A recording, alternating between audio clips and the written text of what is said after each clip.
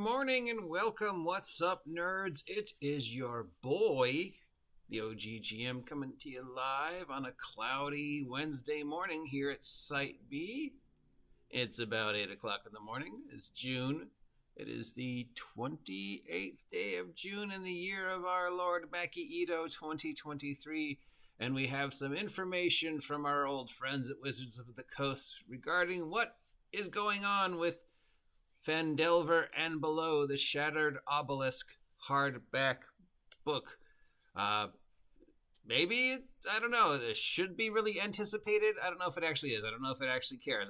I'm reading some of the comments from people who are supposedly 5e fans with the announcement, and pretty much the comments aren't that exciting. And you'd think, kind of, since supposedly they've been building up for this for so long, that they'd be more excited about it, and that it's supposedly going to explain what's happening in 2024 D&D Realms lore, even though the Realms, setting agnostic. Realms trying to understand the logic is like trying to understand Scott Steiner math, which means, makes perfect sense to Wizards of the Coast, just doesn't make perfect sense to anybody else, and it hurts my brain this early in the morning. Anyways, we have a breakdown of what we can expect. So we know that this has something to do with Phandelver, or Phandela, and it is a technically sequel/rewrite of the original Minds of Phandelver, considered possibly the best 5e product Wizards of the Coast made by 5e. I mean, is it a loving homage to keep on the Borderlands? Sort of, kind of, yeah, if you could compare the two. I will say, say what you will about everything else. Generally, it's agreed upon that the Minds of Phandelver was probably the best 5e adventure that they made, which is not saying a lot. Then there was the sequel, Dragons of Icespire. Doesn't sound like Icespire or Stormwick Island is covered in this at all. It is simply Phandelver and the Mind's other Phandelver. How this affects the greater world outside of the Phandelver events, or why the player characters would stay around after clearing out the mine, who knows? But again, this is supposed to be the end of the year product that jumpstarts the 2024 Vecna campaign arc that's supposedly going to be the main arc of 2024 D&D, and much in the same way the Time of Troubles explained transitions and transformations and got rid of old things and basically was a way for them to clean up a lot of clutter. I guess supposedly the Vecna storyline for 2024 is supposed to do the same thing. Now this is also supposed to explain the since 2014 to 2023 mystery of the obelisk, the black obelisks who appear in some form in almost every Wizards of the Coast official 5e product and a few unofficial 5e products. It is we knew that they were going to be explained at some point in time. We thought they were going to be explained in Rime of the Frost Maiden. There was a big build-up. It wasn't. The general assumption has been it has something to do with Vecna. That has been around forever. I mean, as way back as, early days, 2014, 2015, we were all like, yeah, this is Vecna, right? Supposedly it is, because supposedly Vecna is the main bad guy in 2024. So we know that it begins and ends in Phandelver. We know it is a sort of reimagining of the original Phandelver. It's got, I guess, a reissue, rewrite, Phandelver. I guess it kind of assumes it's written from two points of view. That either A, you're going through it for the first time, running a whole bunch of first level characters through sort of a re-energized version, and B, if you're playing with like older characters, higher level characters, maybe the characters who went through it the very first time, or giving them a reason to return to Phandelver, or whatever. I don't know. It doesn't really make a lot of sense, but then it's Wizards of the Coast, so yeah. It'll have the original Mind's quests, plus a brand new adventure that will spin out of the original Mind. It'll have classic D&D themes and a tinge of horror.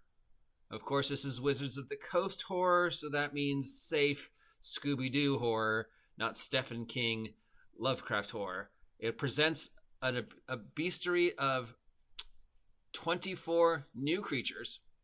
24 new creatures. So considering how much page length is wasted by monsters, so it's 24 full page explanations of brand new monsters. Or if they do it the other way with the 2 per line, 12 pages. Still, it's a lot of waste for new creatures when we already have supposedly all the creatures. So is this assuming you don't have the magic item, the monster manual, and you don't know the stat blocks for these creatures? Or are they just brand new creatures that we've never seen before in Dungeons & Dragons? And what's the point of introducing brand new creatures now if you're going to rewrite the monster manual? And why am I getting beeped? No. I don't know. It's nothing. That makes no sense. And they're going to showcase psionic magic. I don't know why. Body horror and more. Really? Wizards of the Coast body horror and D&D. So it's going to be safe, kid-friendly body horror. So it'll be body horror, but it'll actually be just ways for it to give your characters new advantages. Remember the Astral Symbiote? Oh, yeah. It's got new consumable meta magic items.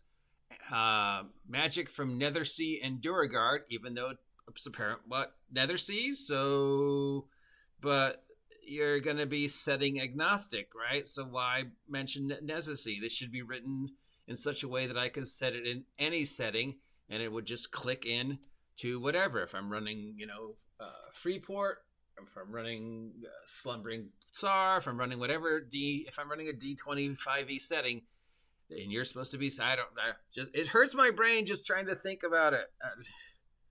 Includes a double-sided poster map. We've got the region on one side and the town on the other side, plus on the map of the town, there's the keys for the adventure. So no double-sided dungeon map. All right, so that's what we know, which is very little.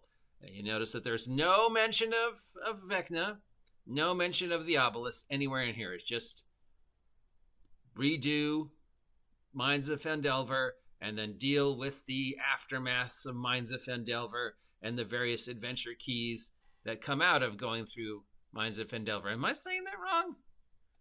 Because they spell it 2 different times here. Phandalin, Phandalin, and Phandelver, Phandelver. That's the way I've always pronounced it. I thought this was the name of the adventure, was Minds of Phandelver. But I guess there's 2 different names? I don't know. Maybe that, who cares? It doesn't matter. So the people are, now you expected this to be people to be really excited about this, especially the 5e fans. But if you're reading through the comments, first, of course, it's Where's Dragon and Where's Island? Dragon of Icespear Peak, which was supposed to be the sequel to Phandelver, and then Dragons of Stormwick Isle, which was sort of, but not really, the sequel to Dragons of Icespire Peak. Yeah, no mention of that. People are like, oh, wow, poster maps again? And, here's where you know that a lot of the people that are claiming to be 5e fans and the target audience don't actually play the game. So we have comments here about the map, and then the actual 5e fans are reminding the supposed 5e fans who are just, complaining about the fact that this, a map, finally, it's been so long. We haven't had maps in forever. I'm a 5e fan. I own every 5e product, and I haven't seen any maps. And then we've got people who are actually going, no, there were maps in Witchlight. There were maps in Dragonlance. There were maps in Icewind Dale. There were maps in Wildmount. What do you mean there hasn't been maps? Almost every product has some kind of full-out map, and I will agree with that. Of the one, well, I used to have 2, but I gave one away. Of the 2 D&D adventures I've actually purchased for 5e over the years, both had maps. The ones I have found online that I used for various adventures when I was still playing 5e, they had the digital versions of the fold-out maps. Obviously, they weren't fold-out. They were, 5-6 pages of paper that you would have to glue together. But yes, they have had fold-out maps. So for these supposed 5e fans to say, oh, you don't have maps and you haven't had maps for a while, and the people who just want to harp on 5e going, haha, finally maps after this long, you losers.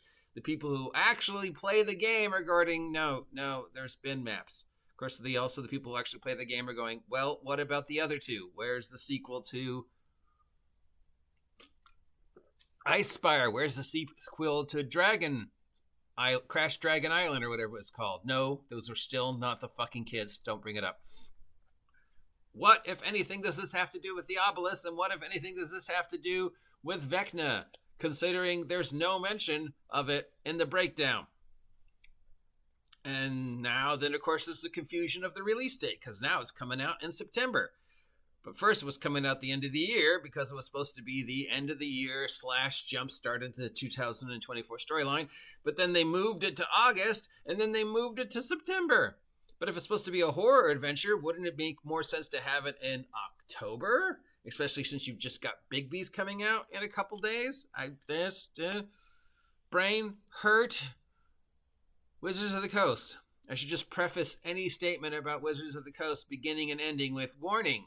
We are going to try and make sense of Wizards of the Coast logic. And forgive me, but I can't. And it's early in the morning, and I need coffee. But there you go.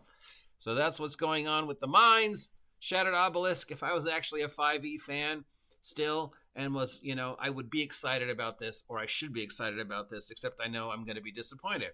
Because it doesn't feel like they still haven't explained the obelisk. It doesn't feel like they're ever going to explain the obelisk. They claimed they were going to explain it in rhyme. They didn't. They keep claiming Vecna. That has been the one running main conclusion for anybody who's been following the obelisk storyline, is that we're finally going to explain the obelisk, and yeah, it's Vecna. And everybody who's been following it is like, it's probably Vecna, right? It's got to be Vecna. It's Vecna. I mean, they've hinted at it, but nope. We still know absolutely nothing about 2024 D&D. Still doesn't even have a name.